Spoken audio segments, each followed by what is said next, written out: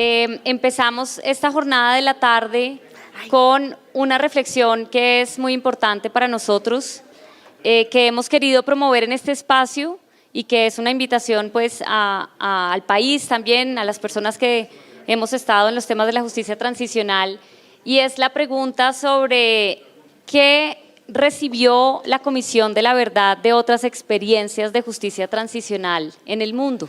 Siempre dijimos en la Comisión de la Verdad que como nuestro tiempo era tan corto, no teníamos mucho tiempo para aprender, que era muy importante que pudiéramos empezar de lo que ya se sabía, de lo que ya era conocido, de lo que ya se había experimentado, sabiendo muy bien que el contexto propio era muy diferente, que teníamos que contextualizar, pero también aprovechando mucho lo que ya se había hecho, lo que ya se había vivido y lo que se había experimentado en otros lugares. Por ello, hemos invitado para este espacio, por lo que significa esta reflexión, lo que vino del mundo para Colombia, para la Comisión de la Verdad de Colombia, poder tener en la moderación a Mireya Villar Forner. Mireya es la jefe, la coordinadora residente del Sistema de Naciones Unidas en Colombia. Gracias por haber aceptado, Mireya. Esta mañana dimos un agradecimiento a la comunidad internacional, un reconocimiento en cabeza de nuestros comisionados y comisionadas, y que sea este el momento para hacerlo muy públicamente a todas las agencias de las Naciones Unidas. Lo escuchábamos esta mañana cuando la Comisión de la Verdad inició su mandato, todavía no teníamos el presupuesto público a disposición y fueron las agencias de Naciones Unidas quienes estuvieron allí para que pudiéramos empezar a trabajar. Y no solamente en ese momento, sino durante los 4 años de mandato, así que a todos los colegas que muchas veces trabajaron a la par con nosotros como entidad de Estado para la Paz, de ONU Derechos Humanos, de UNICEF, del PNUD, de ONU Mujeres, ACNUR, UNFPA, lo vimos esta mañana, la misión de verificación y el Fondo Multidonantes que ustedes coordinan. Muchísimas gracias por haber estado allí, por entendernos, y ir siempre a la velocidad en la que nosotros lo pedíamos y en muchos casos endeudarse para poder cumplir con los compromisos que la Comisión había hecho en terreno. Así que gracias a ti por estar acá, te doy la palabra y disfrutemos de este espacio. También tenemos en esta ocasión una novedad respecto a las sesiones de la mañana, y es que hay 2 personas que van a estar conectadas por Zoom. Queremos aprovechar esos aprendizajes también que nos ha dejado la pandemia, y es la posibilidad de contar con la participación de personas que no están en Colombia y que fueron también muy valiosas para esta tarea, así que allí les daremos la bienvenida. Gracias, Mireya. Priscila. Bueno, muy bienvenidos a todos y a todas. Realmente es un honor para mí poder moderar esta conversación en la que nos acompañan en virtual y en presencial eminencias de la justicia transicional, todos vinculados de un modo u otro a este proceso, algunos en 2 casos como comisionados. Hoy lo que queremos es dialogar en torno a las experiencias internacionales que alimentaron tanto la estructuración como el mandato de la Comisión, así como poder traer a colación esas buenas prácticas que le han servido de referente a esta Comisión, pero que también se han usado y provienen en muchos casos de otros procesos de justicia transicional en el mundo. Hoy nos acompaña el comisionado Carlos Beristain, él va a estar haciendo una charla introductoria, y tenemos en el panel, luego para ya tener un poquito más de discusión, a Javier Siurliza, ahora los presentaré, a la comisionada Miller. Tenemos en virtual a Pablo de Grave y a Priscilla Heiner. Yo sé que ellos no necesitan mucha presentación y en cualquier caso lo que yo voy a decir es una cosa súper breve, una pequeña reseña biográfica que nunca hará justicia a sus tránsitos, pero para que sepan con quién vamos a estar dialogando, el comisionado Beristain es médico psicólogo con experiencia en atención psicosocial de víctimas. Él ha sido asesor de varias comisiones de la verdad en diversos países. De hecho, coordinó el informe de recuperación de la memoria histórica en Guatemala.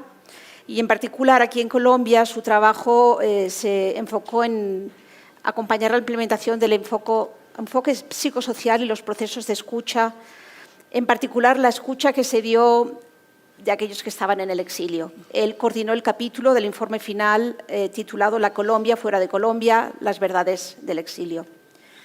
Javier Siurliza, espero pronunciar bien tu apellido, él es ahora director para la región andina de la Fundación Ford. Se desempeñó como secretario ejecutivo de la Comisión de la Verdad y la Reconciliación del Perú y también guió comisiones de la verdad y procesos judiciales en múltiples países, en Paraguay, en Kenia, en Indonesia y en Liberia.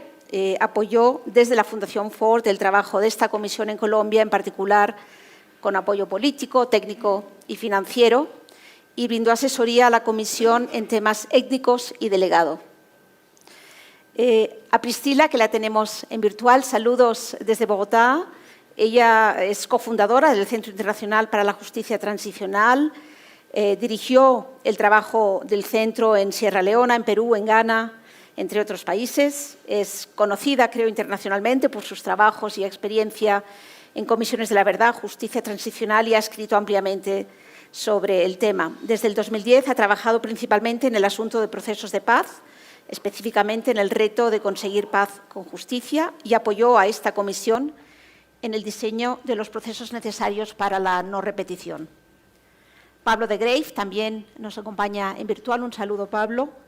Él es el antiguo relator de las Naciones Unidas para el fomento de la verdad, la justicia, la reparación y las garantías de no repetición. Es actual miembro del Consejo Asesor del Centro Internacional para la Justicia Transicional. Fue director de su unidad de investigación desde su fundación y estuvo a cargo de varios proyectos como Justicia Transicional y Desarrollo, Relaciones entre una y otro, o El desarme del pasado, Justicia Transicional y excombatientes.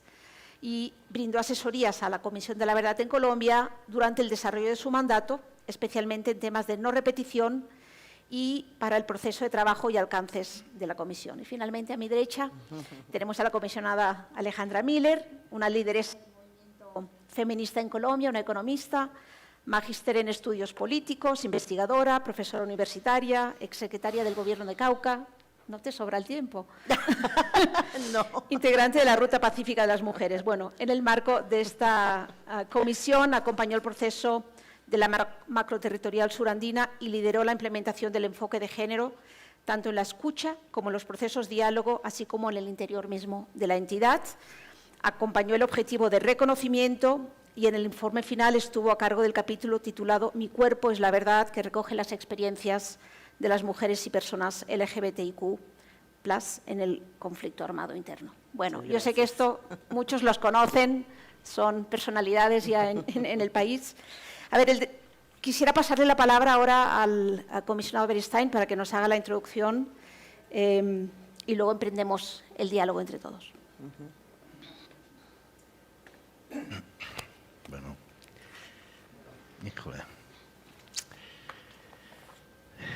Listo. Bueno, buenas tardes a todos y a todas. Un saludo a Pablo y Priscila que nos acompañan desde ahí.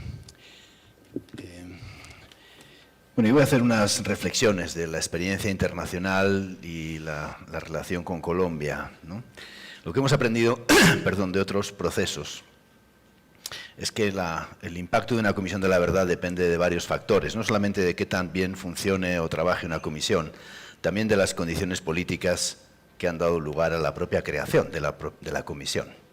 Si uno ve la experiencia de Perú, por ejemplo, ¿no? En Perú hubo una crisis política antes de la creación de la comisión. Abrió la oportunidad para que hubiera una comisión, una crisis que no fue por derechos humanos, fue por el escándalo de los Vladividios, pero eso abrió el espacio para un trabajo muy importante de la comisión.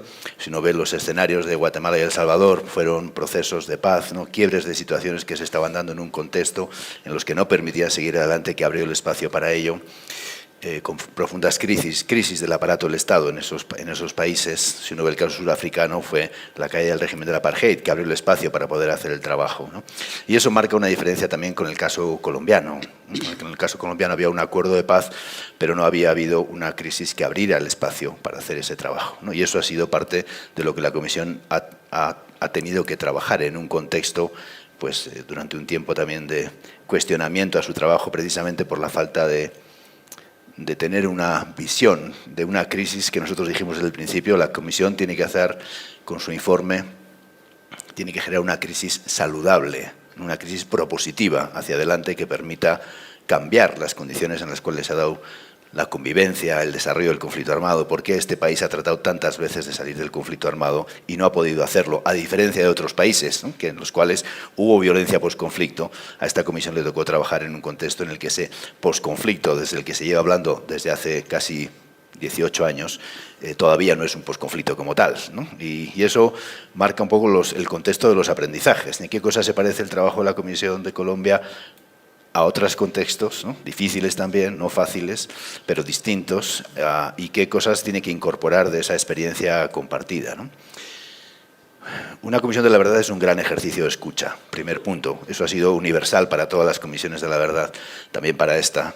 Y en la experiencia internacional empezamos a avanzar en ese sentido, especialmente con el proyecto de reconstrucción de la memoria histórica. Pues a mí, yo tuve el desafío y el honor también de poder coordinar ese informe en Guatemala Nunca Más. Esa fue la primera comisión, una comisión hecha por la Iglesia Católica, no era una comisión oficial. Luego vino la Comisión de Esclarecimiento de la Verdad, que era la comisión oficial de Guatemala, auspiciada por Naciones Unidas. Esa fue la primera comisión que hizo una escucha y un trabajo con testimonios amplios, que no solamente se circunscribían a las cuestiones jurídicas sobre la determinación de qué tipo de violaciones de derechos humanos se habían producido, sino que profundizaba en la experiencia de las víctimas. Es la primera comisión que le pregunta a las víctimas qué impacto tuvo lo que pasó en su vida, qué hizo para enfrentar la situación, qué hay que hacer para que eso no se repita, por qué cree que pasó. Hacemos preguntas que han sido después incorporadas al trabajo de otras comisiones e incorporadas también al trabajo de la Comisión de la Verdad, para una verdad que no sea solamente una verdad de los hechos, sino que recoja eso que en las comisiones de la verdad es tan importante, no solamente determinar las responsabilidades, las violaciones de derechos humanos, sino también los impactos, las consecuencias, las fracturas, lo que ha dejado eso en una sociedad, porque eso es parte de lo que se trata de enfrentar. Cuando hablamos de la reparación, no estamos hablando de una reparación genérica, sino estamos hablando también de una reparación que haga referencia a los impactos, las consecuencias, las fracturas sociales que ha dejado esa guerra, ¿no? Y creo que eso ha sido muy importante. Eso lo incorporamos al trabajo de la comisión, lo incorporamos a la formación de los entrevistadores y entrevistadoras, al trabajo en diferentes contextos. Creo que otra cosa que nos ha enseñado la experiencia internacional, y eso ha ido creciendo con el tiempo, ¿no?, ha sido la presencia territorial. O sea, el acceso a las víctimas, estar presente en los territorios.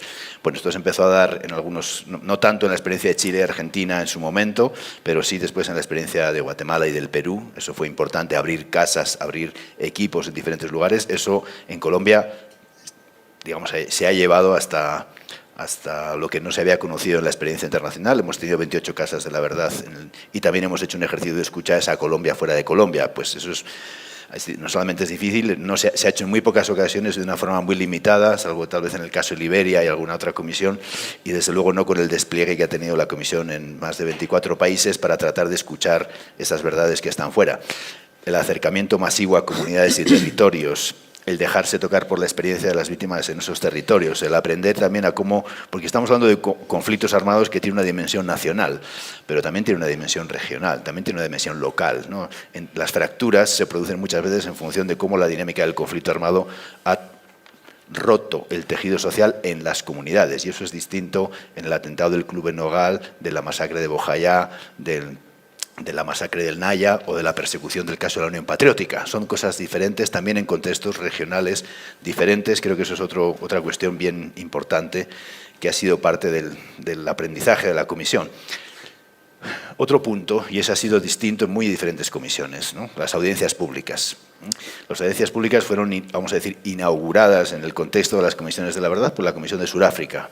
Antes, las comisiones que había habido, Chile, Argentina, comisiones con un planteamiento y un trabajo más profundo, porque ha habido algunas otras, pero en el caso de Guatemala y El Salvador era imposible hacer una audiencia pública. El nivel de terror que tenía la gente para hablar, para que se le reconociera, salir públicamente, impedía cualquier paso a dar. La comisión en América Latina que retomó las audiencias públicas fue la Comisión del Perú, ¿no? Ahí hicieron audiencias públicas. En el caso sudafricano, las audiencias públicas estaban referidas a un comité de amnistía, fundamentalmente, que era una especie de JEP dentro de la comisión.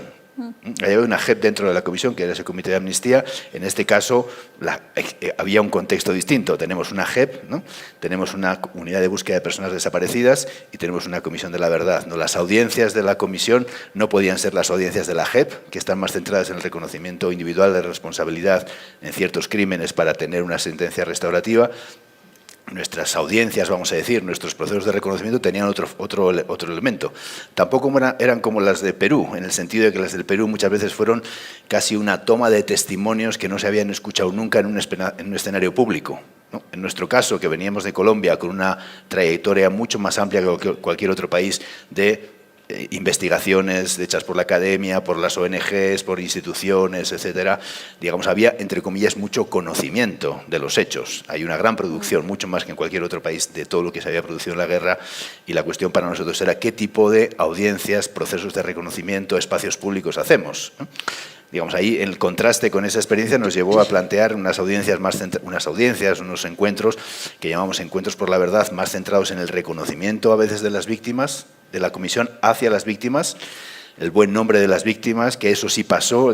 Empezamos con las víctimas de violencia sexual y después seguimos con las mujeres en la búsqueda de los desaparecidos y seguimos haciendo ese tipo de encuentros públicos por la verdad. También fue muy importante. Esas audiencias, esos procesos de encuentro fueron cambiando en el caso de la comisión nuestra. Nosotros empezamos haciendo encuentros muy de reconocimiento de la comisión a las víctimas, los primeros. Perdón, había mucha dificultad también de que hubiera un reconocimiento de los responsables, ¿no? Tuvimos que hablar con las FARC, tuvimos que hablar con personas que estaban, digamos, militares que estaban en los casos ante la JEP para ver si estaban dispuestos a hacer un tipo de reconocimiento y con qué garantías para las víctimas, porque no se trata de hacer cualquier tipo de proceso de reconocimiento. Tendrían que estar basados en los estándares que la Comisión también ponía y también en algo que ha sido muy importante en el proceso y en la atención psicosocial en ese camino, ¿no? Nos ha tocado hacer en esas audiencias, ya se empezó a hacer en otros países también, un proceso de acompañamiento psicosocial, tanto a las víctimas que participaban como a los responsables que empezaron a participar en esas audiencias. Y eso sí no se había hecho, digamos, hasta ahora. Nos alimentamos, digamos, de esa visión para tratar de que esos procesos de encuentro ayudaran a reconocer la dignidad y el buen nombre de las víctimas, explicar los mecanismos que lo hicieron posible, ¿no? Tal vez a diferencia de las audiencias de la JEP, que están más centradas en la responsabilidad individual o en la cadena de mando, para nosotros lo importante era unos procesos que ayuden a entender los mecanismos que han hecho posible el horror a gran escala, ¿no? ¿Cómo es posible, digamos, el componente indiscriminado de las acciones de las FARC contra la población civil o el secuestro, o qué pasa en los casos de los llamados falsos positivos? ¿Cuál es el contexto institucional, las reglas, los estímulos que llevaron a ese tipo de acciones durante tantos años y, digamos, en esa enorme dimensión?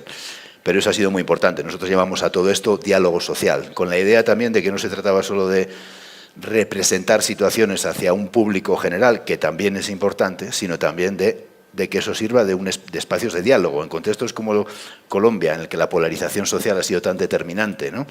La cosa no es tanto lo que dices, sino de qué lado estás o de qué lado se supone que estás. Hay que romper muchos de esos esquemas, ¿no? Y eso significó para la comisión también ponernos a hablar con muy diferentes sectores, ¿no?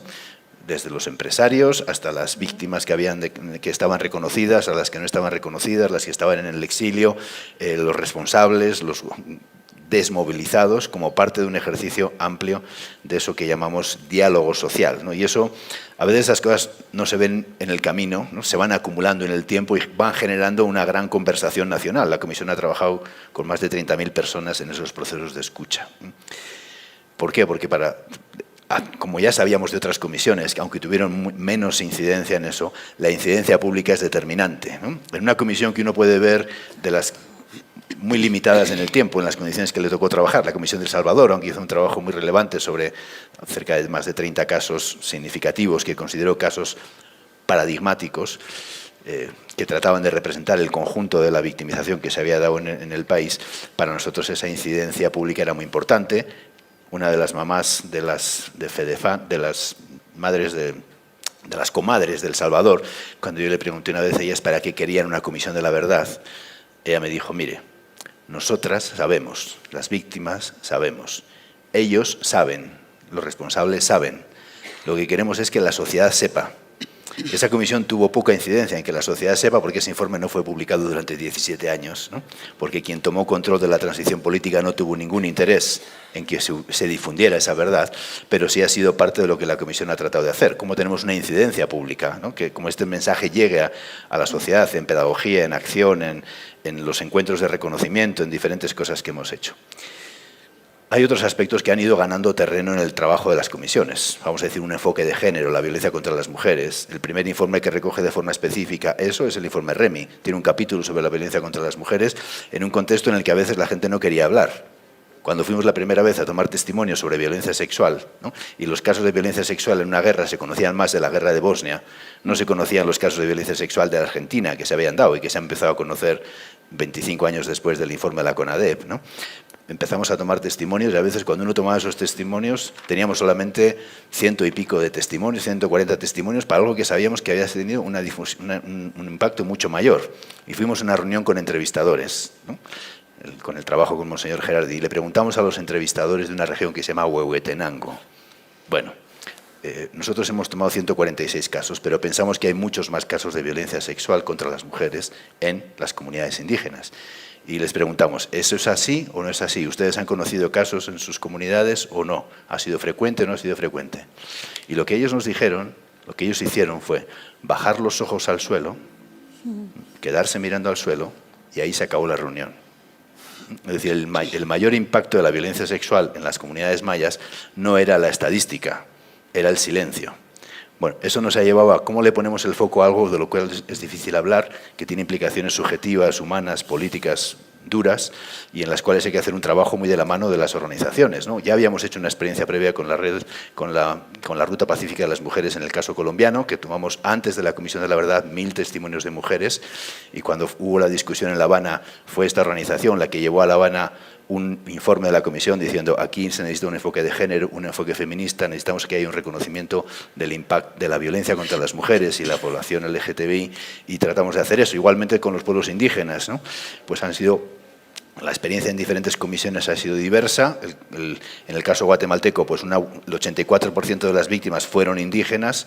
Casi todo el informe tiene que ver con las comunidades indígenas, pero en este caso teníamos que incorporar una perspectiva también diferencial del impacto en los pueblos étnicos en general, pueblos afrodescendientes, los pueblos indígenas, y también de la niñez y adolescencia. En otras comisiones, el caso de la niñez y adolescencia ha sido un capítulo, pudimos incluir alguna parte en algunos de los informes de las comisiones, pero no han tenido el desarrollo, un volumen completo que da cuenta del impacto en la niñez y en la adolescencia y cómo eso ha sido un factor de persistencia del conflicto armado durante tantos años. También hay otras cosas en relación con las experiencias internacionales, al menos las que yo he estado más cercano y conozco más de cerca, ¿no? Muchas comisiones de la verdad han partido de un contexto en el que casi nada se había investigado. Cuando empezamos a hacer ese trabajo en Guatemala había 3 o 4 publicaciones que hablaban de la guerra. Algo más había en el Perú, había experiencia de las ONGs fundamentalmente que habían hecho un buen trabajo sobre eso, pero no había mucho sobre lo que poder hacer una profundización de muchos de los casos que eran invisibles. En el caso de Colombia partíamos de una situación en la que las organizaciones, las instituciones, el Centro Nacional de Memoria Histórica, había una amplísima producción de diferentes investigaciones y teníamos que pensar qué tipo de informe quiere hacer la Comisión de la Verdad para no reproducir las cosas que ya están ahí y para poder entrar en lo que para nosotros fue los factores de persistencia. Eso ha sido una situación distinta del conjunto de las comisiones, también pensando en la no repetición. Para otras comisiones la no repetición es cómo hacemos para que no se reproduzca la dictadura en ese contexto. Para nosotros era cómo hacemos algo que tenga que ver con los factores de persistencia hoy en día, porque esos factores siguen existiendo, siguen teniendo una relevancia en el contexto actual y eso ha sido pues clave para poder entender cómo podemos trabajar también en un contexto difícil. Hubo países en los cuales las víctimas tenían mucho miedo, ¿no? Si uno ve varios de los casos de las comisiones africanas, o desde luego en el caso del Perú, o en el caso de Guatemala, en el caso de Guatemala la gente no quería hablar, tenía miedo. El principal problema que teníamos era el nivel de la profundidad del silencio, que se había instalado como una forma de protección y también como una forma de terror, ¿no? Y la cuestión está cómo generar un espacio de confianza para poder hablar. Eso ha sido parte de todas las experiencias de todas las comisiones, pero en nuestro caso nos ha tocado más complicado, vamos a decir, en el sentido de que hemos llegado a muchos lugares en los cuales la gente nos ha dicho, bueno, nosotros queremos hablar, pero tenemos miedo de hablar, ¿no? Y los factores de violencia todavía están presentes. ¿Cómo construimos contextos que sean favorables para poder recoger esos testimonios, ¿no? En este caso también la comisión ha podido hacer cosas que tal vez otras comisiones no han podido hacer, o han podido hacer de forma muy limitada, ¿no? En el caso guatemalteco tuvimos como 10 o 12, siendo muy optimista, testimonios de responsables, ¿eh? Y sobre todo responsables de muy bajo nivel, paramilitares que habían sido prácticamente obligados a participar en matanzas, en violencia contra sus propias comunidades. Lo mismo pasó en el caso del Perú. No hubo muchos, digamos, miembros del aparato del Estado, de Fuerzas Armadas, que hablasen, ¿no? Agentes de inteligencia que hablasen de cómo participaron en esos hechos. El diseño, vamos a decir, del caso colombiano que permitía que hubiera una JEP, que era un factor de crisis para poder hablar, ¿no? Mucha gente de la que participó en la JEP, algunos de ellos tenían procesos penales, habían negado durante mucho tiempo lo que había pasado y cuando pasaron ante el sistema empezaron a reconocer lo que había pasado, ¿no? Y eso ha sido un factor clave también para que hablasen con la comisión. La comisión tenía un mandato, como saben, no podíamos pasar información a la JEP, en términos de no teníamos la obligación de denunciar a nadie en función de la información que teníamos, y eso permitió que pudiéramos tener otro tipo de testimonios de responsables, más de 250 responsables que hemos tomado testimonios en profundidad, tanto de las FARC como de otras exguerrillas, como de miembros del aparato del Estado, las Fuerzas Armadas, la policía, etcétera. Todo eso ha generado una dimensión de reconocimiento muy importante, también obviamente de grupos paramilitares, paramilitares de la SAUC que se desmovilizaron en el año 2005 o 2006. Todo eso ha permitido poder investigar y poder tener una visión mucho más amplia del conflicto, tal vez que en otros contextos, y poder entrar en profundidad en eso que nosotros hemos llamado los entramados de la violencia, ¿no? Porque no estamos hablando solamente, y eso ha sido también un hallazgo de la comisión, un conflicto armado no solamente tiene que ver con la dimensión armada del conflicto, no ya la dimensión bélica, que es el 10% de un conflicto, sino tampoco la dimensión armada contra la población civil, que es el 85 o 90% de la victimización, sino también lo que ha hecho posible eso tiene que ver con la relación de grupos armados con sectores empresariales, con sectores políticos, el impacto del narcotráfico. Esta es la primera comisión que hace un análisis en profundidad del impacto del narcotráfico en el conflicto armado, no solamente con las FARC, con los paramilitares, con el aparato del Estado, con el sistema político en general, y hace un análisis en profundidad de esos factores que son determinantes en la violencia actual en muchos países también, ¿no? Por último, ¿no? Hemos hecho también discusiones con el ámbito internacional, pues ahí con Pablo, con Javier, con otros expertos internacionales también, sobre el tema de la no repetición, sobre el tema de las recomendaciones, qué tendría que decir la Comisión en un país en el cual ha habido tantas recomendaciones de comités de Naciones Unidas, de la Comisión Interamericana, etcétera, qué tipo de recomendaciones podía hacer la Comisión frente a eso. También la discusión sobre qué papel han tenido esas recomendaciones en otros países, a qué dificultades se han enfrentado, cuál es el grado de... Hablamos de cosas generales, hablamos de cosas muy prácticas, cómo hablamos de cosas estructurales, que es lo que la Comisión ha tratado de hablar, ¿no? Ha tratado de decir. Estos son los aspectos claves para evitar que esa persistencia del conflicto en todo este tiempo. Por último, hemos aprendido también cosas de otros procesos. Los procesos de las comisiones de la verdad, los procesos de transición política son largos en el tiempo. Uno pensaría que esto va de 2 años, y de 2 años se hace un acuerdo, en 2 años hay unas recomendaciones y esto es el camino de la transformación. Sabemos que no, ¿no? ¿Cuánto tiempo pasó en Argentina? Que uno lo pone a veces de ejemplo de país positivo con una política de derechos humanos, pues desde el informe de la CONADEP en los mediados de los años 80, después tuvieron que pasar por las leyes de obediencia debida y punto final, por el gobierno Menem, por el negacionismo del impacto de la dictadura, hasta que después hubo otras condiciones y las madres de Plaza de Mayo y las abuelas de Plaza de Mayo se movilizaron precisamente para ampliar el espacio político de la transición. Bueno, todo eso ha pasado también en otros países, para no tener visiones a veces muy limitadas, porque uno de los problemas que ha tenido Colombia, y eso me parece muy importante, el diálogo con la experiencia internacional, es un cierto ombliguismo. Lo que ha pasado aquí no ha pasado en otro sitio. No, esto es demasiado difícil para que lo entienda nadie, ¿no? Sabemos que no es así, ¿no? Entonces, yo la primera vez que llegué a Colombia, muchos amigos me dijeron, ¿cómo vas a Colombia si aquí no hay quien lo entienda, ¿no?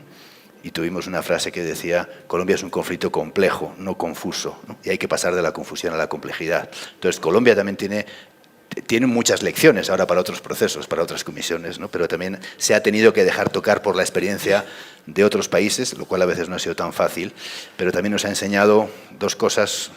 últimas, ¿no? Una, que el acompañamiento internacional es determinante en estos procesos. Yo siempre he pensado qué hubiera pasado del proceso del Caguán si ese proceso hubiera tenido un acompañamiento que protegiera el espacio de la negociación y empujara hacia una transformación, ¿no? Contuviera esas dinámicas del conflicto armado, ¿no?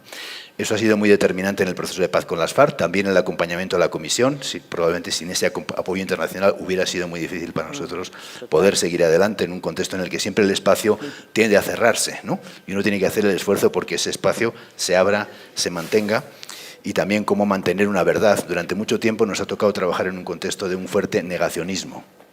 Todo eso no ha pasado, eso no se puede decir. En el miedo de mucha gente a contar las cosas, ¿no? Y creo que lo que ha mostrado es que este trabajo es que un esfuerzo de la Comisión, no solo con un enorme enfoque territorial, con unas alianzas con muchos actores locales de diferente tipo, de visión e ideología, con un foco centrado en la construcción de la paz, ha sido determinante para ello, y que haya ahí un acúmulo significativo. A veces cuando uno está en medio de hacer un trabajo así, no ve las cosas que están pasando, no hay tiempo de ver las cosas en las que estás metido. Y cuándo se va a dar, cuando del acúmulo de impotencias, un día surge una fuerza. Y uno se está todo el día trabajando en un contexto en el que parece que no, esto no va a servir, parece que no va a servir, parece que no va a servir, y de repente todos esos parece que no va a servir se juntan un día y estamos en el contexto actual, ¿no? Que la Comisión ha podido llevar a cabo su trabajo, que hay un escenario también de cambio político en el país. Sostener esa energía y esa esperanza ha sido parte fundamental, no solo del trabajo de la Comisión, sino también de todo el acompañamiento nacional en el país y también de ese acompañamiento internacional. Gracias. Muy bien.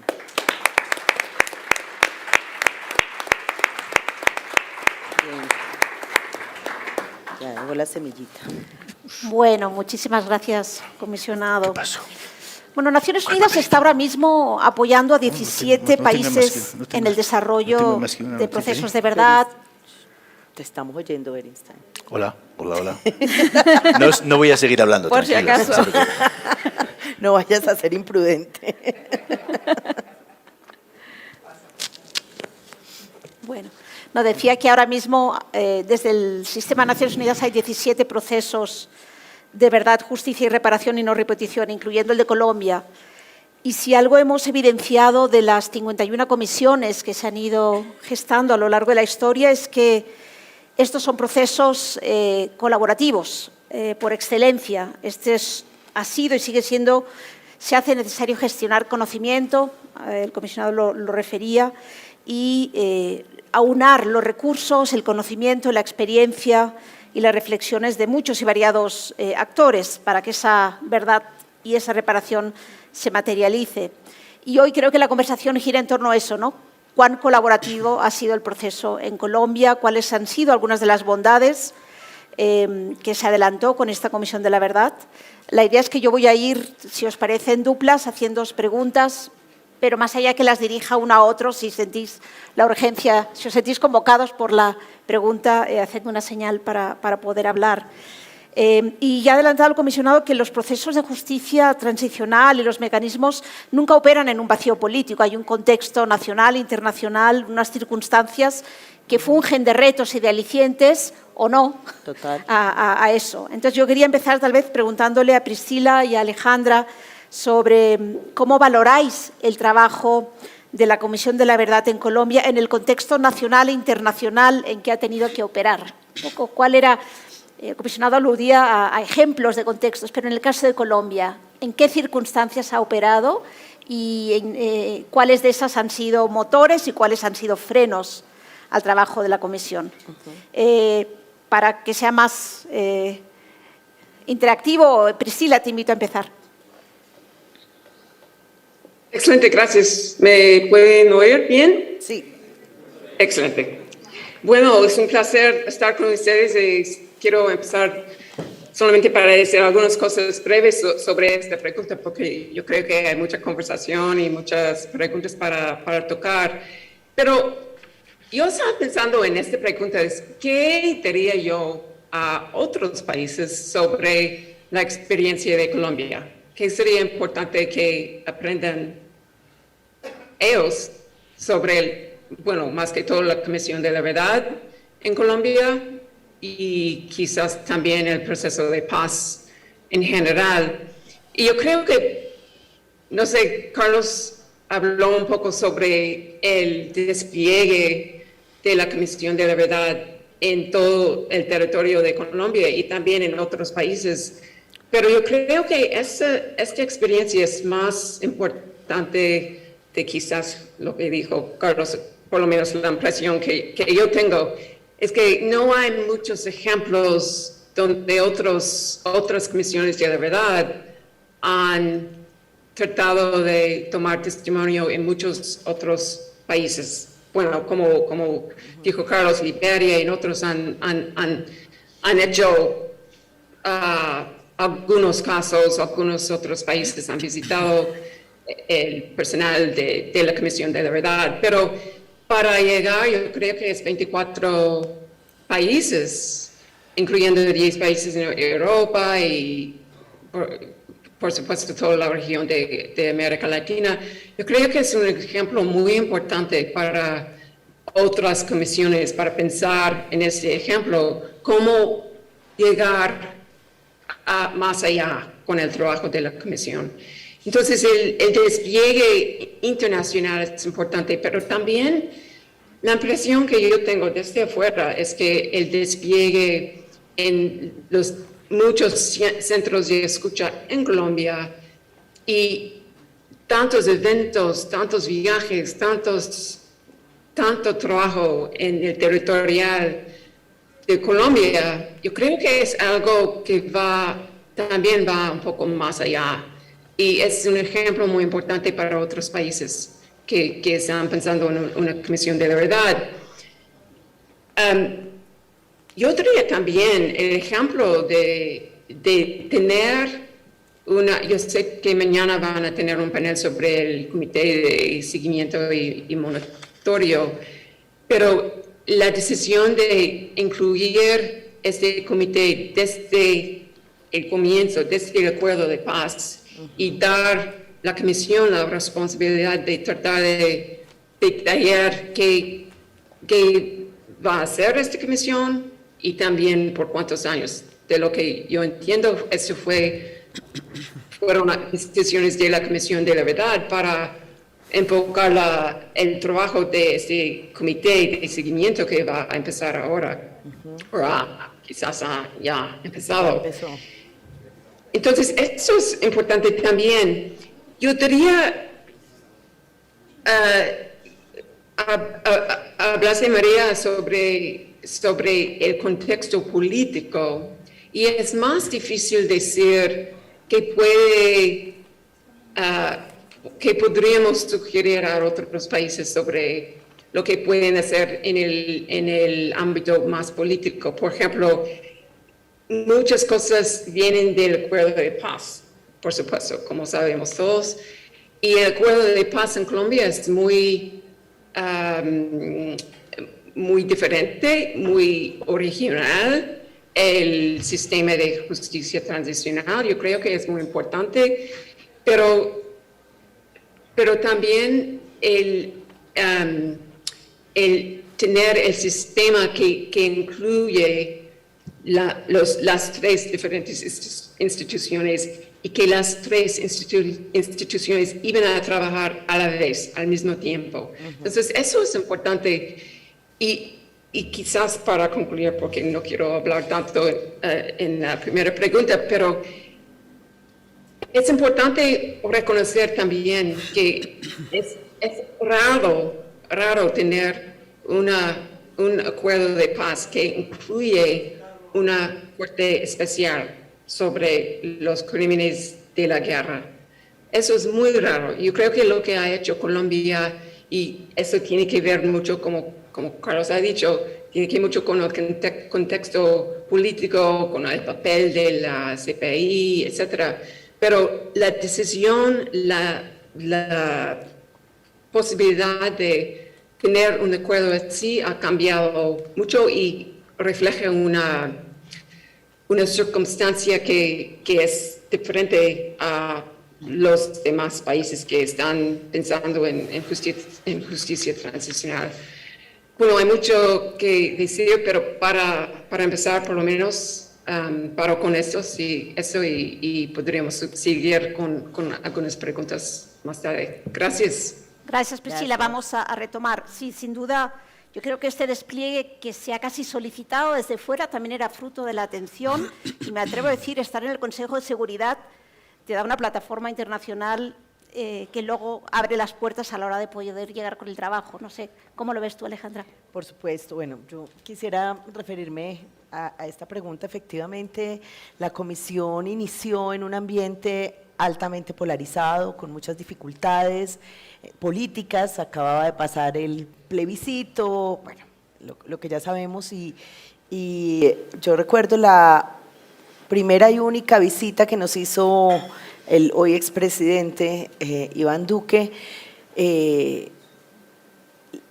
La pregunta central que nos hizo a la comisión, eso fue muy al principio, es la única, realmente la única pregunta, sí, gracias por la corrección, fue: ¿y ustedes cuándo terminan?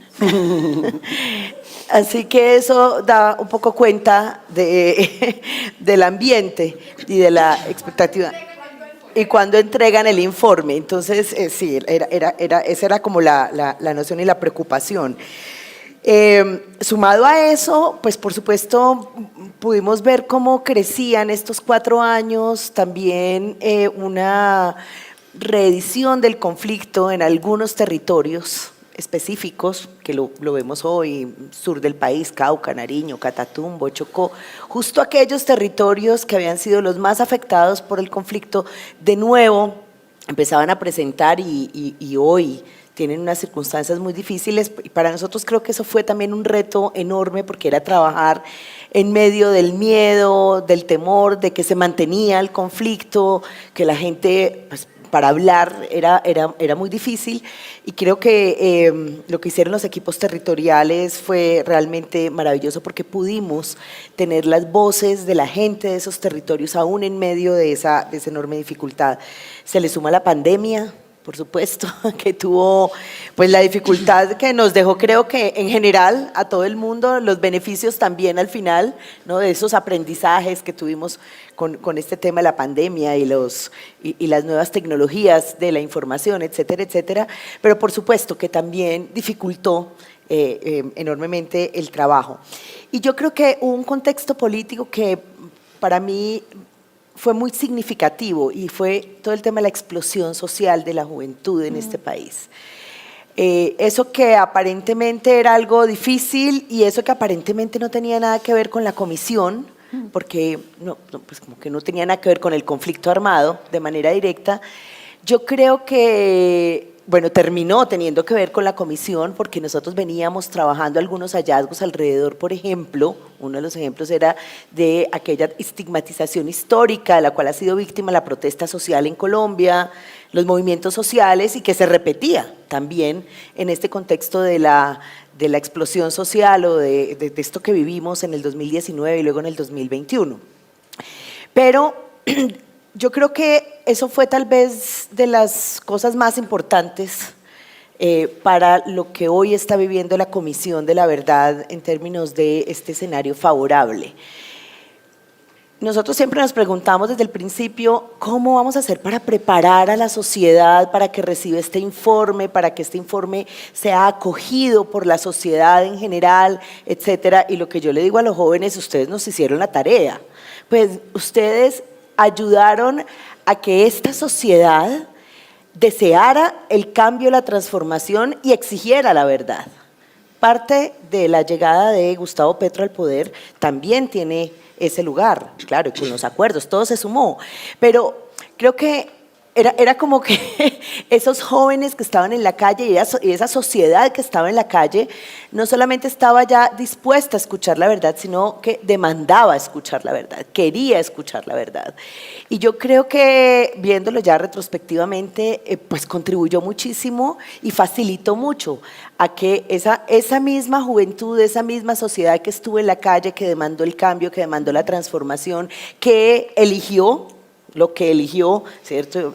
Hoy, pues también facilitó, digamos, y generó un ambiente político nacional, digo yo, para que hoy la comisión pudiera vivir con tranquilidad la entrega de este informe final. La acogida del informe en el país ha sido impresionante, es decir, por donde vamos, Hemos recorrido en estas 3 semanas el país de cabo a rabo y la acogida social y colectiva del informe ha sido muy importante. Creo que obedece, claro, a este escenario político que tenemos hoy, pero que viene de atrás.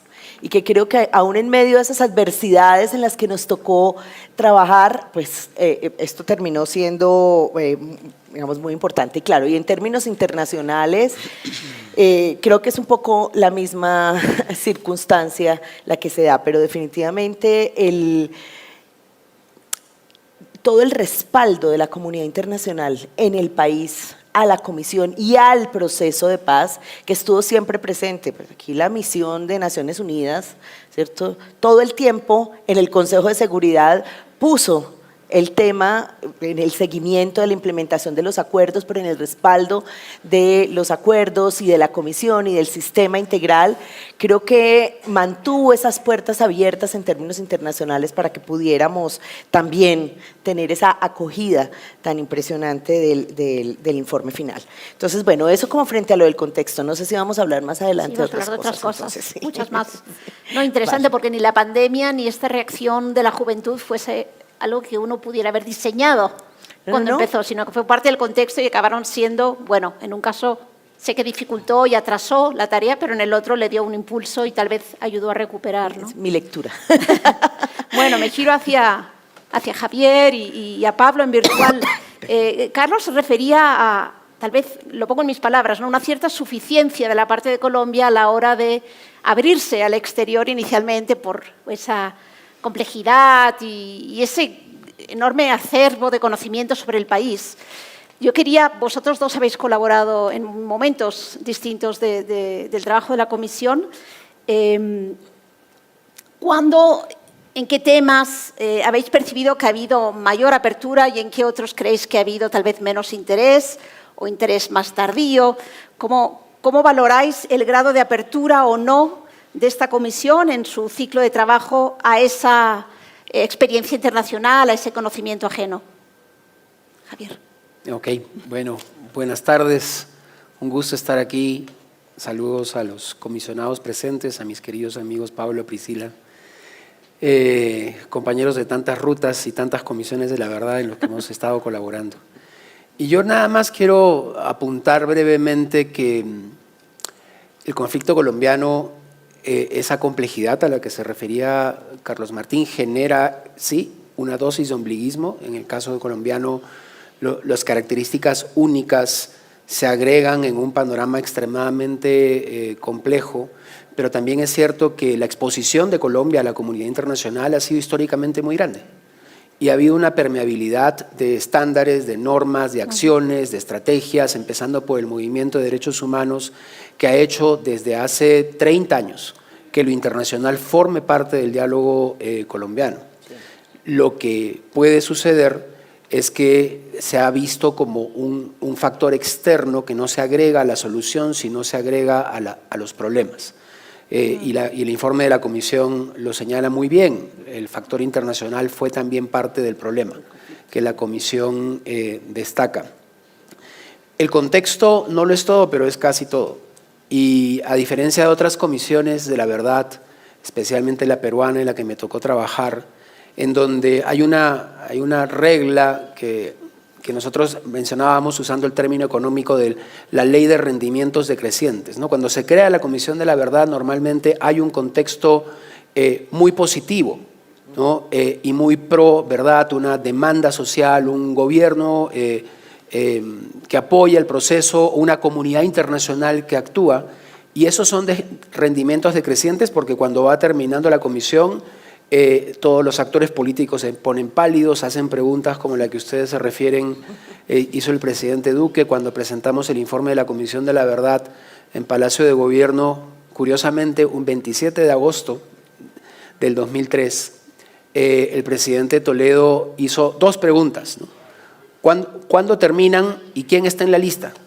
Porque a diferencia de la Comisión colombiana, en la peruana se nominaban a los responsables y se pasaban los casos al Poder Judicial, a los fiscales, en una justicia ordinaria.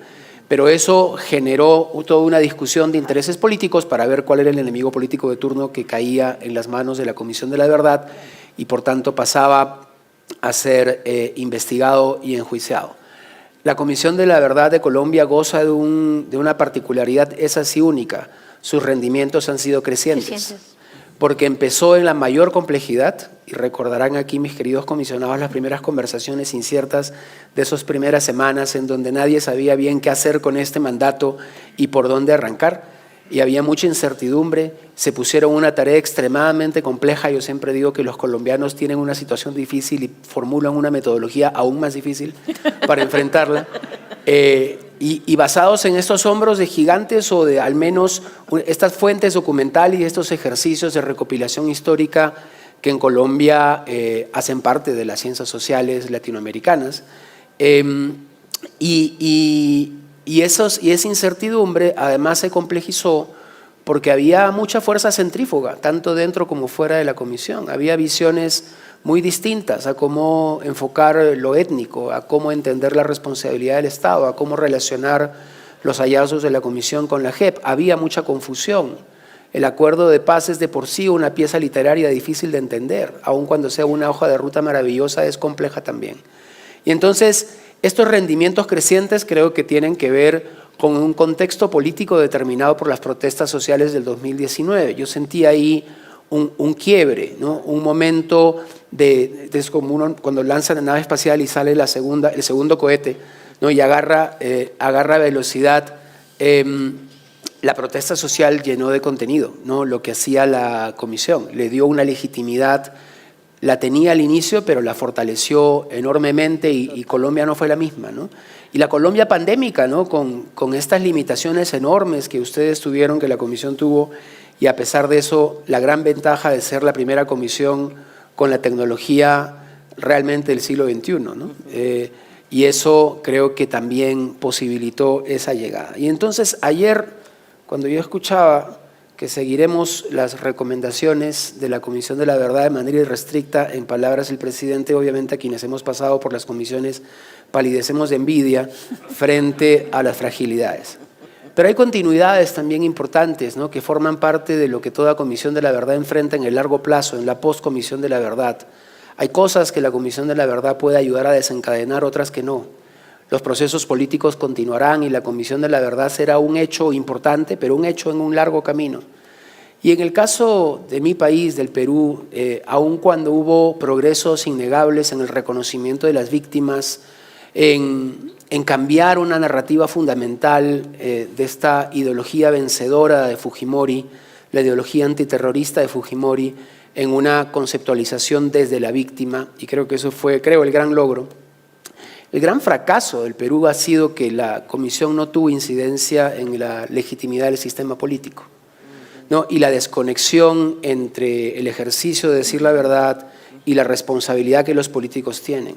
Hoy en día la política en el Perú no solo es un desastre, sino que hemos retrocedido a tiempos muy, muy oscuros de una enorme inestabilidad que tiene que ver con que la narrativa se nos perdió con relación a los políticos y la representación política se perdió para los jóvenes que también salían a las calles en ese momento. Entonces, este tesoro que hay ahora en Colombia en manos del informe de la Comisión de la Verdad necesita ser trabajado mucho con los políticos, ¿no? O con quienes van a hacer política. Porque más allá de que las organizaciones de derechos humanos, las de víctimas, las sociales estén fortalecidas, si esto no permea en el sistema de representación, si es que no crea las condiciones para una reforma política, aquella que ustedes en el informe mencionan, aquella que estuvo mencionada en el acuerdo de paz, probablemente los logros sean efímeros, porque la política logra permear esto y reconvertir la narrativa en otra cosa. Entonces, ese es un poco el gran desafío que hay por delante. Me detengo aquí para seguir la conversación. Gracias, Javier. Y Pablo, tú estuviste, entiendo, bastante involucrado en la fase, digamos, inicial del trabajo de la comisión. Corrígeme si me equivoco, en los temas del mandato y las lógicas de trabajo. ¿Te dejaron asesorar? ¿Te dieron espacio? Éramos un poquito difíciles.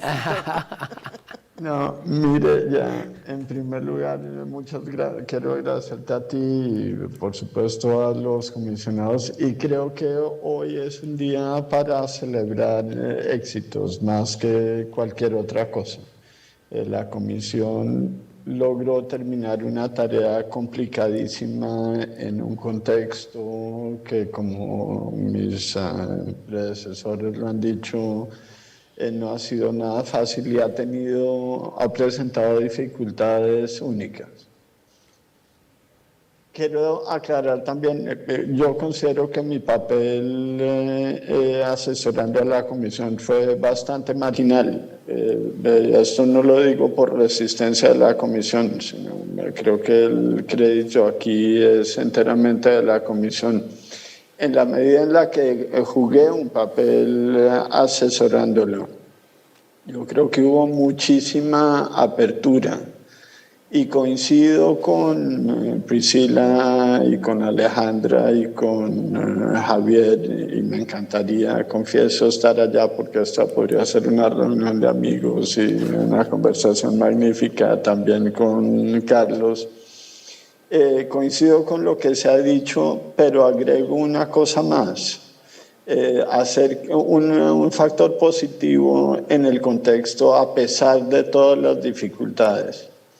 Yo siempre he sostenido que el solo hecho de poner en la agenda pública discusiones acerca de la justicia transicional automáticamente tiene la capacidad de articular y desarticular ciertos grupos y ciertas formaciones sociales.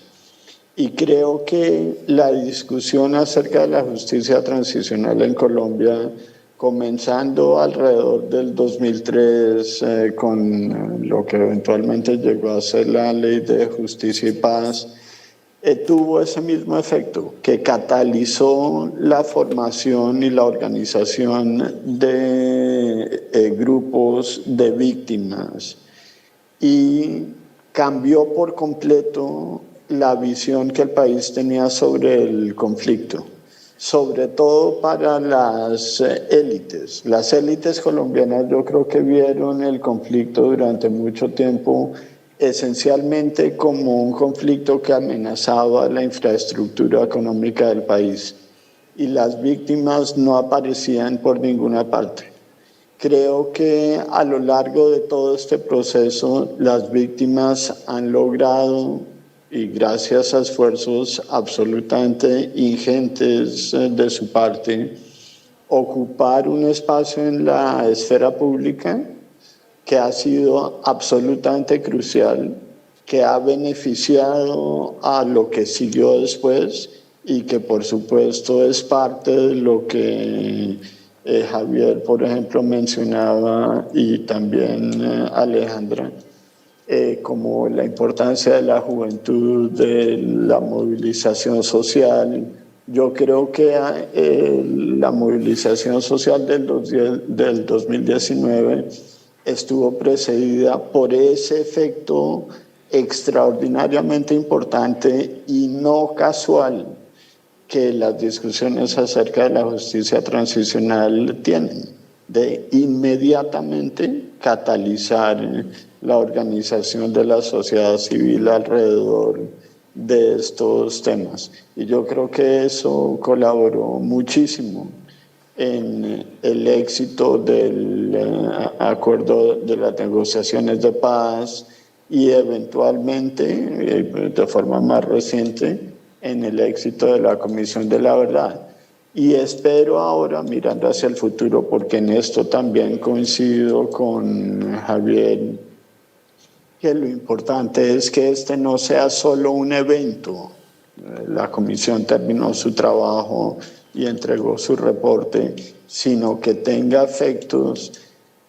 Yo espero que ese mismo fenómeno de la articulación de nuevos grupos en la sociedad civil y de una nueva autoconciencia de ser derechohabientes, que no era siempre la más importante en la identidad colombiana, que eso facilite la incorporación de las recomendaciones de cara al futuro.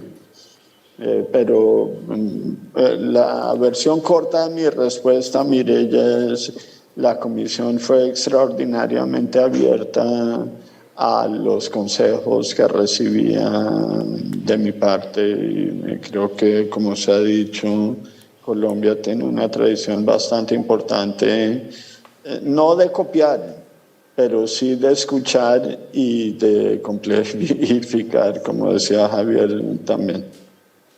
Gracias, Pablo. Creo que uno de los reconocimientos que tiene esta comisión ha sido el modo en que realmente tomó en consideración a la sociedad civil a la hora de hacer los procedimientos, las metodologías para incluir los enfoques diferenciales. Ya ha sido mencionado y creo que es algo que es bastante conocido, en particular el enfoque étnico también. Quería preguntarles ahora ya sí a Priscila y a Alejandra en relación a esto, y si este es también un tema que recibió insumos, ideas o experiencias de otras partes del mundo. Mi entender es que, como ha pasado en otros temas, este trabajo fue más lejos, pero de repente había ya algunos aprendizajes que se pudieron incorporar y llevar a la máxima expresión. Alejandra. Bueno, antes de pasar a los enfoques, quisiera contar un valor agregado que me parece muy importante de estos elementos que yo creo que valen mucho la pena y que fue pues parte de lo que más complejo en la comisión. Y recuerdo mucho porque ahí hubo uno de los consejos de Pablo, no sé si recuerdas, Pablo, y era que nosotros nos habíamos propuesto no solamente contar qué había pasado, sino avanzar en algunas explicaciones, el por qué. Y claro, eso es un nudo, porque ahí empiezan a aparecer muchos elementos de lo interpretativo también. Y entonces Pablo en alguna reunión, no sé si recuerdas, Pablo nos decía como que, sí, pero no se preocupen tanto por eso es difícil, con que ustedes cuenten lo que pasó, pues ya han avanzado una tarea. Y yo creo que parte de lo importante del informe es que pudimos colectivamente, entre 11, que eso es como un equipo de fútbol, poder dar explicaciones muy sólidas y rigurosas.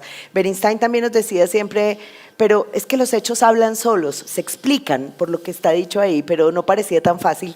Y bueno, creo que eso también es un valor agregado de la comisión. Nosotros tenemos unos capítulos que cuentan mucho la experiencia de la gente, digamos como los hechos de verdad de lo que pasó, pero también tenemos unos capítulos que son profundamente explicativos. El capítulo de narrativa histórica, por ejemplo, Javier, está centrado mucho en abordar el tema de la responsabilidad política. Es decir, esta guerra no es solamente una guerra de los aparatos armados. A nosotros nos sorprendía mucho y lo hemos comentado, como muchos expresidentes que venían a la Comisión de la Verdad y cuando se hablaba del tema de las responsabilidades era como si estuvieran gobernando Suiza. Pues, decir, ¿qué hicieron por el tema del conflicto? Era complicado. Entonces, el capítulo, por ejemplo, de narrativa histórica se centra en esas explicaciones muy políticas y muy de la responsabilidad del régimen político, y creo que esos son como, digamos, ese tema explicativo es también, me parece, un avance importante de la comisión, o en el capítulo territorial también, hay varios. Y ahora, frente al tema de los enfoques diferenciales, sí, yo creo que indiscutiblemente ese es un valor agregado de la comisión. Nosotros trabajamos, por ejemplo, con un enfoque, claro, el étnico, pero también trabajamos el enfoque de género, el enfoque de niños, niñas y adolescentes, el enfoque territorial, y abordamos, no en la profundidad que hubiéramos deseado, pero también lo que pasó con adultos mayores y en algunos casos la discapacidad. Pero al menos en estos 4 primeros, étnico, género, niños, niñas y territorial, creo que sí tuvimos una profundidad importante. Voy a mencionar que, claro, tuvimos alimento de otras comisiones, en el caso, por ejemplo, del enfoque étnico, sé que Patricia, que era la comisionada, y bueno, y Leiner, que llegó después, estuvieron en Canadá escuchando un poco esa experiencia de lo que había trabajado la Comisión de la Verdad de Canadá, que estuvo centrada, digamos, también ahí en esto que pasó con los pueblos indígenas. En el caso de las mujeres y las personas LGBTIQ+, ahí me voy a extender un poquito, tuvimos un aporte muy interesante precisamente de una comisionada de la Comisión de la Verdad del Perú que nos dio varios consejos. El primero que nos dijo es, aprovechen que ustedes tienen esto incluido desde el decreto, desde el principio, porque lo que nos pasó a nosotros fue lo que ella nos dijo, es que eso se fue dando como en el camino, como que surgió y al final en el informe decían, sí, hay que hablar de esto, pero no había estado involucrado en la metodología, en las preguntas de investigación desde el principio.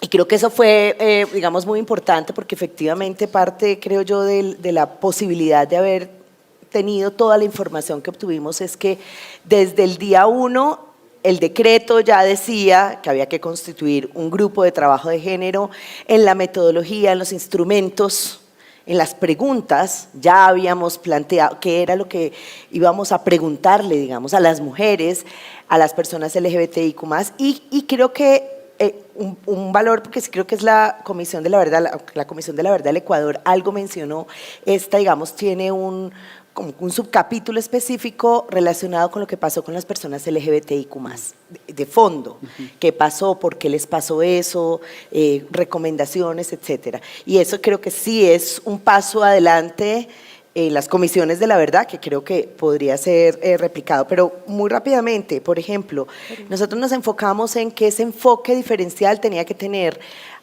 garantizar la participación, que eso son las voces, si no garantizábamos que, por ejemplo, por lo menos la mitad de los testimonios que se recogieran fueran de mujeres, pues las voces de las mujeres no iban a salir. Entonces, empujar en los territorios para los documentadores y documentadoras que siempre mantuvieran en mente la necesidad de que tuviéramos las voces de las mujeres presentes era muy importante. 2, como la transversalización en todo el proceso de la comisión. Pero sabíamos que la transversalización no era suficiente, entonces en investigación, cuando estábamos con las preguntas de investigación sobre narcotráfico, sobre todo lo que nos planteaba el mandato, pues decíamos, y las mujeres y las personas LGBTI, ¿cuáles son las preguntas concretas frente a esos temas del mandato? Entonces, esa transversalización nos ayudó mucho y, por supuesto, en las reflexiones particulares específicas. ¿Cierto? El capítulo particular de mujeres y personas LGBTIQ+. Creo que contribuyó muchísimo el relacionamiento con la sociedad civil, sobre todo pues, con las organizaciones de mujeres y personas LGBTIQ+. Nosotros organizamos una mesa técnica de trabajo donde confluyeron más de 80 organizaciones y fue importantísimo porque nos ayudaban muchísimo en la metodología, ¿sí? Nos ayudaban muchísimo en la comprensión de muchas cosas, nos abrían las puertas en los territorios para que pudiéramos tomar los testimonios. Hubo un momento en que decíamos, tenemos testimonios muy insuficientes de personas LGBTIQ+. Pues las organizaciones se dispusieron a abrirnos las puertas en las regiones para tomar esos testimonios. Entonces yo creo que ahí sí hay muchos aprendizajes y yo creo que ese es un valor muy importante de la comisión porque muestra no solamente esas especificidades, sino también hicimos una tarea que fue muy dura, que fue el tema de la interseccionalidad. Entonces, en el capítulo de mujeres, por ejemplo, no solamente estamos hablando de lo que pasó a las mujeres en general, sino qué le pasó a las mujeres indígenas y a las mujeres negras y a las campesinas y a las jóvenes. Y bueno, eso creo que es muy complicado porque la interseccionalidad es muy fácil comprenderla la teoría, en el papel, pero a la hora de ponerla en práctica es difícil. Y bueno, creo que se hicieron esfuerzos importantes. Yo para terminar, creo que los enfoques diferenciales, lo de niños, niñas, adolescentes, el étnico, mujeres y personas LGBTI y territorial, sí es un aporte sobre el cual tendríamos mucho que contar, que aprendimos de otros y de otras, por supuesto, y que creo que es un valor importante para otras futuras comisiones. La verdad. No, qué interesante que en los temas que estamos hablando la colaboración viniera de fuera, pero sobre todo viniera de dentro. O sea, que tuvierais acceso a esa sociedad civil Sí, que representaba y sabía dónde estaban estas personas y cómo se las podía conectar al proceso. Se volvía un call que le llaman aquí, ¿no? total. Nos presentaron informes permanentemente. Exacto. Perfecto. Bueno, gracias. Priscila. Sí, gracias, María. Sí, estoy off mute. Bueno, durante conversaciones como esta, y siempre tengo la impresión que una comisión de la verdad es casi algo imposible. Hay que mirar a un millón de detalles sobre hechos, fechas, lugares, personas, crímenes, diferentes eventos, diferentes diálogos. Y todo eso para tener una visión global, más o menos, y no perderse en todos los detalles. Entonces yo creo que esta comisión ha hecho un trabajo muy, muy bueno en hacer todo eso, y felicito a la comisión por el gran trabajo de hacerlo, porque bueno, no es nada fácil y como ustedes han dicho, en menos de 4 años es muy impresionante. Quiero destacar quizás 2 cosas que tienen que ver directamente con la pregunta sobre sociedad civil y el papel de otras organizaciones y otros sectores. Yo creo que eso es algo también que es diferente de esta comisión, que es muy importante para aprender y estudiar y tener un récord de lo que hicieron, es el número de organizaciones aliadas al trabajo de esta comisión en el nivel nacional, local, en el nivel territorial. Porque yo creo que, bueno, otras comisiones han trabajado con sociedad civil y han recibido diferentes informes, etcétera, pero yo creo que lo que ha hecho esta comisión en esta manera es muy diferente, y yo creo que la riqueza y la profundidad del informe refleja esta conexión, estas relaciones y todo lo que ha llegado de ellos que han trabajado en este tema por décadas. Esa es una cosa. Lo otra me impresiona mucho que el informe bueno, hay un informe escrito, pero también hay mucho más que eso. Hay todos los videos, las grabaciones, audios en el sitio de web.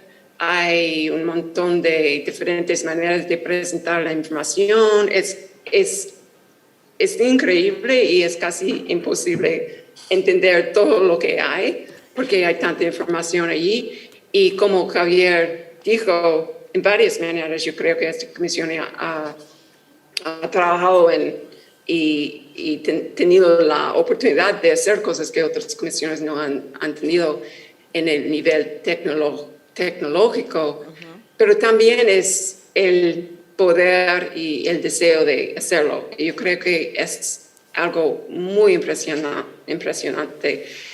Todo eso, porque yo sé que el tiempo va a correr, pero yo creo que es muy importante que el mundo sepa del trabajo de esta comisión.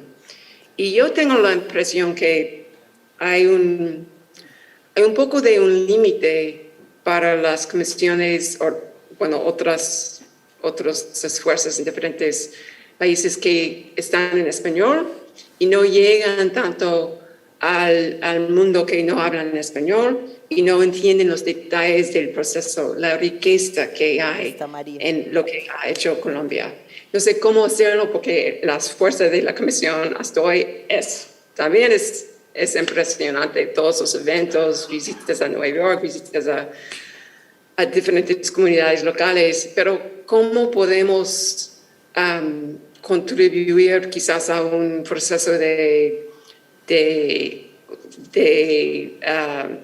tener un récord más detallado sobre el proceso de lo que ha hecho esta comisión y todas las cosas que hemos aprendido de esa experiencia? Entonces, todo para decir otra vez que es algo muy impresionante todo el trabajo de la comisión, y la felicito a la comisión otra vez para este gran trabajo impresionante. Gracias. Gracias. Gracias.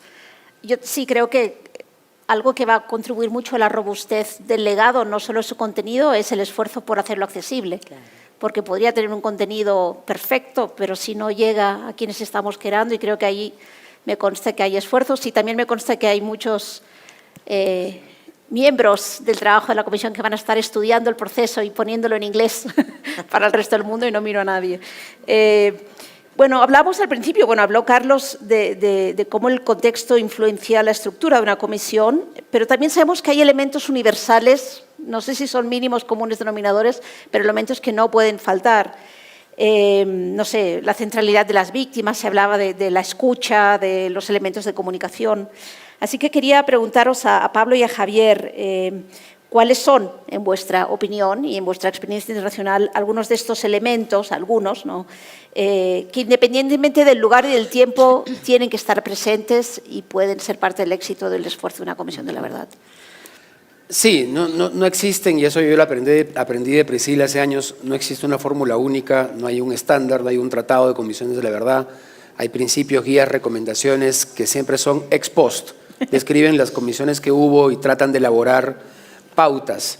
Esto no está normado, pero sí hay algunas ideas que han atravesado las distintas comisiones y que en la Comisión de la Verdad de Colombia se repitieron y en su informe se ven. Menciono 3 o 4. Uno es el análisis de las ideologías que están detrás de la guerra y de la violencia, que por lo general tratan de retar la narrativa excluyente de la guerra, que es la eliminación del contrario, la demonización, incluso a nivel del uso del lenguaje. Creo que este informe hace un trabajo estupendo en clarificar una serie de categorías genéricas bajo las cuales estaban los actores del conflicto, los grupos ilegales, las guerrillas, los grupos terroristas o cualquier nombre que se quiera. Y esta condena sin condiciones, ¿no?, que es la perspectiva ética de la Comisión, a estas ideologías autoritarias o totalitarias, cualquiera sea su origen. Y eso ha atravesado varias comisiones en distintas maneras. Uno segundo, y que en esta comisión ocupa un lugar muy importante, es la impunidad. El conflicto y la guerra, su extensión, su alcance, el drama que significó para los colombianos y colombianas, no hubiera sido posible sin la impunidad. La impunidad no es solo una consecuencia, sino es causa de la violencia, y la comisión lo señala bien, a pesar de ser una comisión que no podía entrar en el terreno de la atribución de responsabilidades individuales, que eso siempre es un ejercicio complicado. Que tanto eso se relacione con las reformas del sistema judicial y lo que pasa en adelante es una pregunta abierta que la JEP parcialmente responderá, pero ahí hay mucha discusión. Una tercera, relacionado quizás con la primera, es el llamado a la humanización, ¿no?, o a la humanidad, que remite a los viejos informes de la Comisión de la Verdad, a la aplicación del derecho internacional humanitario, que fue la discusión en América Central y en otros países, pero que se refiere en Colombia específicamente a esta, no sé si llamarlo tradición o historia de acuerdos humanitarios o de pactos humanitarios, corredores humanitarios, una serie de sustantivos con el adjetivo humanitario que han existido en Colombia, en donde el derecho internacional humanitario ha jugado un papel muy importante. Y uno cuarto que a mí me rememora especialmente la Comisión del Perú, pero también creo la de Guatemala, pero que ustedes lo elaboran, yo le decía a Carlos Martín, la redacción de este informe es magnífica, cuando dicen, tenemos que pasar de las memorias defensivas a la verdad incluyente. Esa frase me parece fantástica porque resume el propósito político de una comisión de la verdad. En la Comisión del Perú, nuestro tema fue, tenemos que recrear esta narrativa victoriosa dentro de una narrativa reconciliadora. En la Comisión de Esclarecimiento Histórico tenemos que reivindicar al pueblo maya como una de las víctimas principales, nominando genocidio lo que había pasado. En Colombia, y esto confirma la complejidad de las fórmulas colombianas, es pasar de la memoria defensiva a la verdad incluyente, y ese es un discurso muy poderoso, ¿no? ¿Qué tanto reflejo tienen esas las recomendaciones? Ahí tengo algunos peros. Creo que podrían haber avanzado un poco más, pero creo que el capítulo étnico hace carne la verdad incluyente, ¿no? En donde no solamente es un tema de cuántos indígenas murieron, que fue, por ejemplo, en el caso de la Comisión del Perú, un hallazgo importante, que el 75% de las víctimas tenían el quechua como la lengua materna, sino que en el caso colombiano también tiene que ver con derechos colectivos territoriales, tiene que ver con el manejo del territorio, tiene que ver con algo que es muy colombiano, pero muy importante y una lección para adelante, que es el concepto de paz territorial, que ya creo ha hecho mucha carne en la sociedad civil. Entonces, creo que todos estos temas son universales, pero en el caso de Colombia adquieren un nuevo significado. Creo que pueden traer un mensaje muy importante. Menciono, yo creo que en América Latina, hablábamos con Carlos Martín, el siguiente caso grande de justicia transicional en algún momento va a ser México. De una manera u otra, viene algo en México que también tiene una enorme complejidad en cuanto a las fuentes de su violencia, y todos estos temas, empezando por paz territorial, es algo que los mexicanos tendrían que aprender, ¿no? Que podrían aprender y podrían aplicar. Súper. Gracias, Javier. Pablo. Mil gracias, Mireia. En un informe que presenté al Consejo de Derechos Humanos, creo que en el 2015 hice un esfuerzo por hacer una suerte de taxonomía de las comisiones de verdad existentes hasta ese momento y de describir las tendencias.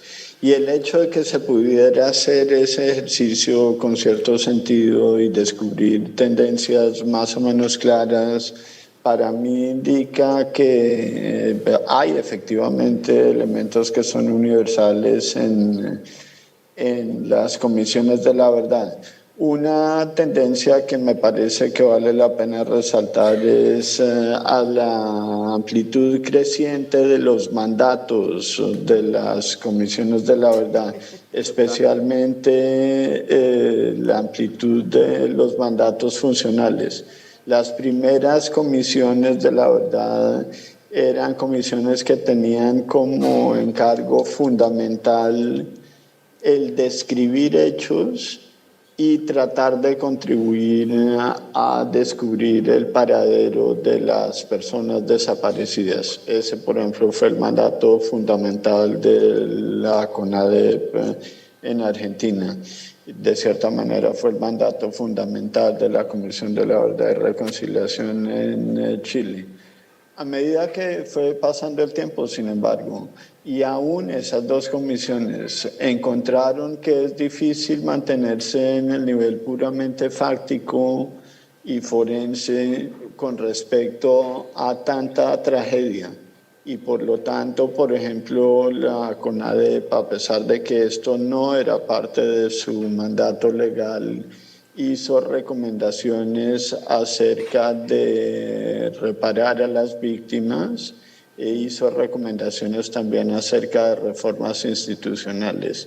Y esas dos funciones se fueron incorporando a lo largo del tiempo en los mandatos iniciales de las comisiones de la verdad. Pero ahora las comisiones tienen mandatos mucho más amplios y la colombiana tomó bastante en serio el mandato de hacer una contribución a la reconciliación, a pesar de que no es la primera comisión de lejos que adopta ese término en su propio nombre. La Comisión chilena y la Comisión peruana y la Comisión surafricana, por supuesto, de forma notable, ya habían adoptado el término, pero me parece que la colombiana es una que tomó mucho más en serio que algunas otras el intento de hacer un ejercicio por reconciliar a los colombianos. Y por supuesto es muy temprano para saber si ese es un intento que va a tener éxito o no. La reconciliación, por supuesto, depende de muchísimos factores y es un proceso de largo plazo. Pero yo destacaría como un elemento bastante importante y como un elemento distintivo de la Comisión colombiana, del trabajo de la Comisión, que se tomó muy en serio. de forma funcional cómo podía contribuir a la reconciliación entre los colombianos. Y también, y este fue, confieso, como ya Mireya lo dijo en la introducción, el objeto de la mayor parte de mis conversaciones con la comisión. La comisión se tomó muy en serio pensar la tarea de la no repetición, de cómo prevenir la repetición de las violaciones y del conflicto. Y de nuevo, si esto va a tener éxito, no creo que es demasiado temprano para juzgarlo, pero lo que sí hay que reconocer es que para la comisión esta fue una tarea absolutamente fundamental y de esa forma, en realidad, lo que estaba haciendo era darle expresión a una aspiración que ha acompañado siempre a las comisiones de la verdad y a la justicia transicional en general. No se nos olvide que el título del reporte de la CONADEP fue Nunca Más, y que parte de la presuposición sobre la cual descansan las comisiones de la verdad es precisamente que enfrentar la verdad tiene un efecto preventivo.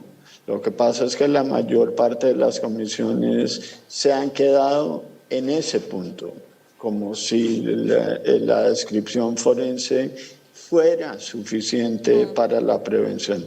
Yo creo que la Comisión Colombiana fue bastante más allá que eso y por eso también creo que merece ser estudiada con detenimiento, particularmente si la contribución es tan exitosa como todos esperamos que lo sea.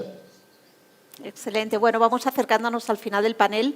Si me permiten, una última ronda, 1 minuto de cada uno. Y sé que esta es difícil de responder, pero si tuvieran que elegir un aprendizaje a la fecha, sabemos que el trabajo y el impacto de esta comisión aún tiene mucho recorrido por delante, pero a la fecha, un aprendizaje que Colombia le puede ofrecer al mundo hasta la fecha de este proceso, en su opinión, ¿cuál sería?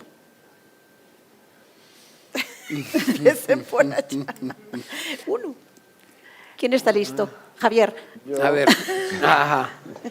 No digo que solo haya uno, solo pero uno. el que quiere privilegiar. Ok. Pues volviendo al tema, con todas las particularidades de una comisión nacida de un acuerdo de paz, creo que lo que yo rescato de la comisión como lección a futuro, ya lo decía, es el entendimiento de los territorios, la verdad desde los territorios. Y esta síntesis que el informe logra de no tener 32 informes, ¿no? Porque la centrífuga en Colombia es fuerte. En cada realidad regional te llama, así como Colombia se llama, también hay ombliguismo regional, ¿no? Y cada región tiene sus propias particularidades. Creo que el hilo narrativo es sólido, preservando las verdades regionales que también son igualmente importantes. Esa conexión es muy difícil de lograr y creo que es la principal lección que yo rescataría de este informe. Excelente. Okay. Bueno. Alejandra. No, yo creo que indiscutiblemente los enfoques diferenciales son un aporte muy, muy importante. Pero quisiera destacar una cosa que me parece que es clave y es que esta no fue una comisión de cierre del conflicto y eso sí es una particularidad. Y eso nos puso en la pregunta de ¿por qué en Colombia se repite y se repite y se repite y no podemos parar la guerra? Así que nuestros hallazgos están muy en clave de lo que hemos llamado los factores de persistencia del conflicto armado. Son hallazgos que responden mucho a esa pregunta, a esa gran pregunta, y yo creo que ahí hay una pista importante, y es cómo hacer que los hallazgos estén en clave de los factores de persistencia y la no repetición, que es parte, creo que, de un avance importante de la comisión. Sí, no solo dejar un legado, pero que ese legado informe el presente Claro, y el futuro. y el futuro. Pero en un país donde hay aún violencia, pues... No son hallazgos solo hacia atrás, sino que son hallazgos Hacia que nos adelante. permiten mirar hacia el futuro y hacia adelante. Esa Excelente. bisagra entre, que es una comisión de la verdad entre el pasado y el futuro. Clave. Priscila. Yo creo que mi punto tendría que ver con lo que ha dicho Javier. Es de la impresión que yo tengo del trabajo de la comisión, es el trabajo profundo en el nivel local. En todo el país. Total. Y conectado con eso, la participación de las organizaciones locales con la comisión. A mí me parece un proceso más rico que quizás en este nivel que otras comisiones. Yo destacaría eso. Gracias. Gracias a ti. Y Pablo. Yo creo que apostaría por, o mencionaría la apuesta que la comisión hace por hacer una contribución a superar una segmentación brutal de un país que se ha acostumbrado y que históricamente en realidad nunca ha dejado de serlo, clasista, racista, dividido por Machista. regiones, o sea que mi punto coincide con lo que se ha dicho hasta ahora, pero lo amplío también a la apuesta que la comisión hace por superar segmentaciones que incluyen, por ejemplo, factores de clase y no solo de género, y no solo étnicos, no solo regionales, sino también de clase. Y si lo logra, sería algo absolutamente extraordinario. Bueno, sin duda uno de los retos inmediatos es apropiarse este legado, hacerlo pervivir, hacerlo conocer, sobre todo en Colombia, también a nivel internacional. Queremos que la sociedad colombiana entienda, comprenda, use esa información y esa reflexión para ese ejercicio de reconciliación del que tanto hablamos. Yo quisiera destacarles que, así como hemos sido socios claves desde Naciones Unidas del periodo hasta ahora, estamos totalmente involucrados y comprometidos en continuar esta labor. Ahora mismo estamos ya a través del Fondo Multidonante, Elemento Comercial, apoyando el trabajo de 17 organizaciones de sociedad civil que están a nivel territorial trayendo la voz del informe, pero más allá de eso es un compromiso que va mucho más allá y tiene que ver con la paz, ahora ya total creo, Total. que estamos tratando de alcanzar. Así que yo les agradezco muchísimo a los panelistas, a los que han trabajado en la comisión. Entiendo que tenemos, para cerrar el espacio de hoy, si tienen unos minutitos más, unas palabras de Jean-Paul Ledrak, uno de los pensadores más significantes sobre procesos de paz. Él nos va a hablar del significado de la Comisión de la Verdad para la construcción de paz en Colombia. Perfecto. Perfecto. Gracias. Mireya, Javier, Pablo y Priscila, Alejandra, muchísimas gracias por su disposición, por su tiempo, porque sabemos que ustedes también son legatarios, son voces que llevarán esta experiencia a otros lugares. Priscila, Pablo y Javier, Mireya, por supuesto, y todo el sistema de Naciones Unidas. Alejandra, por tu experiencia. Y bueno, me gustaría rescatar de lo que dijeron dos asuntos antes de pasar a el video que tenemos de Jean-Paul Ledrak para cerrar el espacio. Lo primero es, mencionaron bastante como innovación el enfoque territorial y quiero que este también sea un espacio para agradecer a los equipos territoriales de la Comisión de la Verdad, un despliegue enorme.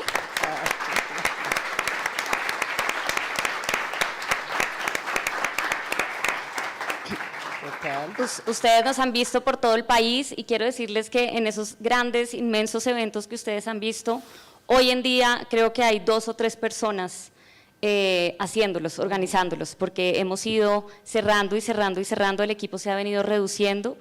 Y eso entonces también ha sido posible por 2 factores, porque no estamos solos, son 3 personas de la Comisión de la Verdad con una diversidad de aliados en el territorio.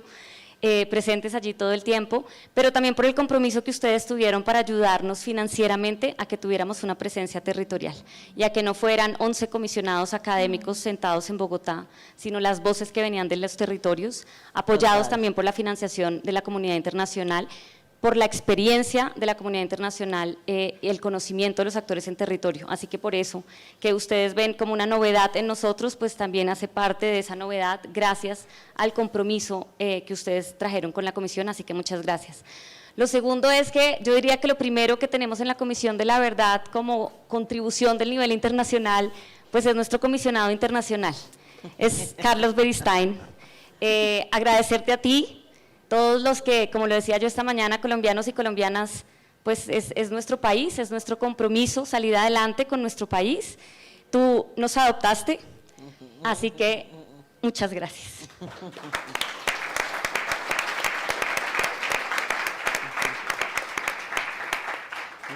Ya pronto regresará, no sabemos a dónde porque creo que tiene muchos países, pero acá lo tuvimos un tiempo. Comisión de la Verdad. Y finalmente ya vamos a pasar, John Paul Lederach, a quien invitamos, queríamos también que pudiera estar presente, nos comparte una reflexión también de lo que significa para la construcción de paz, visto desde el mundo internacional, el trabajo que hicimos, lo que valora, como pues académico y practicante que nos inspira a muchos y que tanto conoce nuestro país. Y asesor. Asesor, gracias Aleja, miembro del Consejo Asesor de la Comisión de la Verdad. El Consejo Asesor lo convocábamos siempre que no sabíamos muy bien cómo reaccionar y fue muy importante también tener esas voces allí. Entonces les invitamos a ver el video de John Paul. Buenos días a todos y a todas.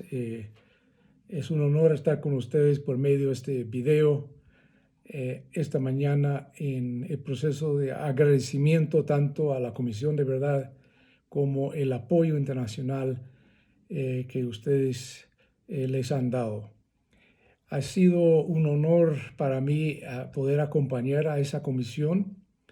Mi vocación ha sido la construcción de la paz, siempre en esas 4 décadas, muchas de ellas en Colombia, y notaba el paralelo que existe entre construir la paz y la búsqueda de la verdad, porque tienen que afrontar unos retos muy concretos, sobre todo el reto de saber escuchar. Pero el desafío principal de la comisión fue cómo escuchar a todo un país. Hay quienes quizás que se preguntan, ¿y por qué es significativo escuchar a todo un país? Pues los 60 años de guerra nos indican que no hay camino para construir el futuro si uno no presta atención a lo que ha sufrido y lo que conlleva de trauma la población de un país. El paralelo tiene que ver con preguntas claves. Cómo recordar la historia, cómo entender el pasado y a la vez imaginar un futuro diferente. Cómo exactamente buscar la manera que lo que han hecho como una labor importante de construcción de paz y de búsqueda de verdad a nivel local puede tener puente con lo que pasa a nivel nacional, es decir, cómo reducir la distancia entre lo vivido local y lo que pasa a nivel político nacional. O la tercera pregunta que casi siempre está, ¿cuáles son las condiciones que permitan respetar la pluralidad de un país y a la vez nutrir el diálogo no violento? Es decir, cómo sostener la convivencia sin violencia.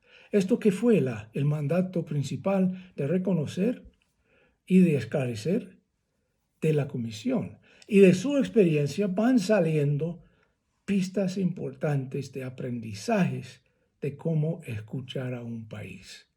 Creo que hay 3 afirmaciones que vemos en el ejemplo del padre Pacho, el ejemplo de las comisionadas y los comisionados en su labor, que nos indican caminos importantes de ese proceso de los últimos años.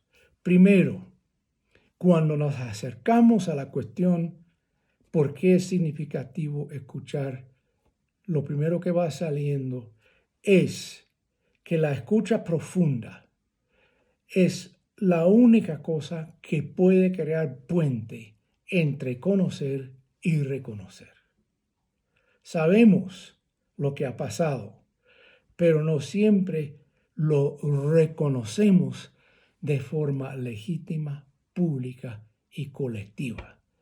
La diferencia entre conocer y reconocer es que reconocer brinda la dignidad cuando indica y actúa de forma abierta, colectiva y con toda la validez pública y logra decir a las víctimas: les vemos, no son invisibles, asentimos su sufrimiento, reconocemos lo que nos ha contado de su vivido y no fue humano ni justo lo que le pasó.